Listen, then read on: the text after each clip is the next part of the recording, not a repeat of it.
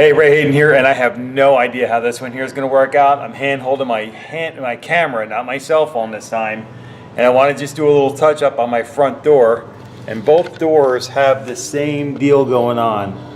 At the very bottom of the door here, there's a little bit of rust. So I'm just going to quickly run some sandpaper over this.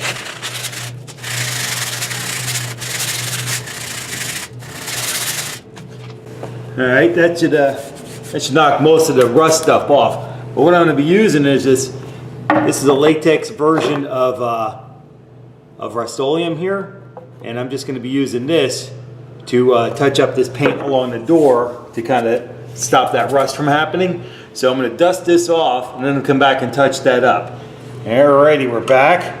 The landscapers are here today doing all kinds of work, and basically the place should be quite noisy. Anyways, so what we're going to do here, we're just going to touch this up real quick because there are cats around, right? And we don't want cats running around outside. That would be bad. Now it is a latex product, so it's water-based, and we don't be cleaned up with oil anymore, really. And I basically paint my doors with a water-based paint, but we got to touch this up with the Rust-Oleum, kind of smooth things out and clean things up. I'll come back and hit this a couple more times with light sanding, and then we'll go ahead and finish painting off the whole door. It's just touching up a little bit of rust on the metal door. The whole door isn't metal, by the way.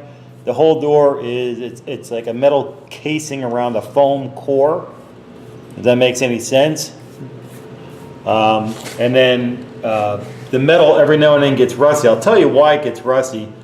Is because water will come in and land and hit right here. And what's missing here is a trim. That's basically the weather strip is missing. We've pulled it out, and I reserved that a little bit so I can come back and make a little video about it. But we removed the weather trim, the weather seal, because the cats will tend to destroy that.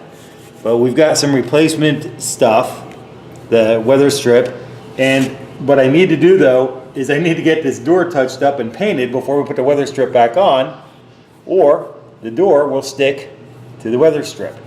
So with that, let's wrap up this video. So I'll catch you in the next one. Take care and be well.